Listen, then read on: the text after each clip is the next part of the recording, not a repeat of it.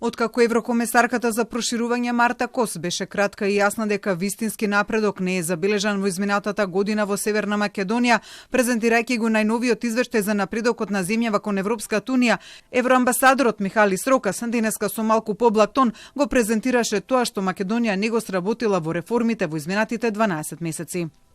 Compared with last year's report, as mentioned by the Prime Minister, some progress has been made. However, this underlines the need for renewed effort and commitment across the political spectrum. Но откако ја пофали земјава за посветеноста на европскиот пат, тој не го одмина делот од извештајот за клучните области каде нема напредок. There has been no progress on judicial reforms in the fight against corruption.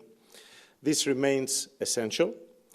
These are not just benchmarks, they are the foundation for citizens' trust and for the country's European future. So for the third year in a row, in these areas we have no significant progress. Токму поради тоа Рокас побара да се обнови посветеноста кон реформите и така да се направи разлика. Побара да се обезбеди финансиска независност на судството, ослободено од влијанија, што би ги предвижало реформите напред.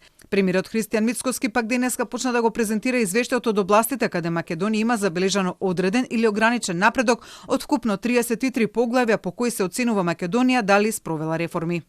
Конкретно нема области со назадување, а во 4 поглавја е забележан добар напредок. Во едно поглавје, слободно движење на капиталот, дури е зголемено нивото на подготовка благодарение на приклучувањето кон СЕПА и спроведувањето на мерките против перење пари и финансирање на тероризам. Областите каде Македонија нема направено напредок, премиерот ги оцени како предизвици. Извештајот посочува и на предизвиците што државата мора да ги адресира со уште посилна динамика. Предизвици постојат во делот на владењето на правото, независноста на судството и борбата против корупцијата. Политичката поларизација и недоволната соработка меѓу институциите остануваат пречки што ја забавуваат имплементацијата на реформите.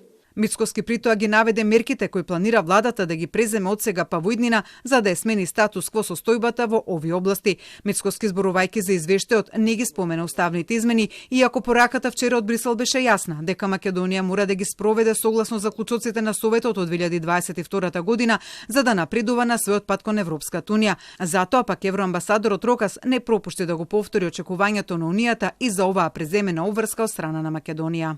Progress on constitutional changes remains pending, but there is a real opportunity to relaunch dialogue and move ahead with this crucial commitment.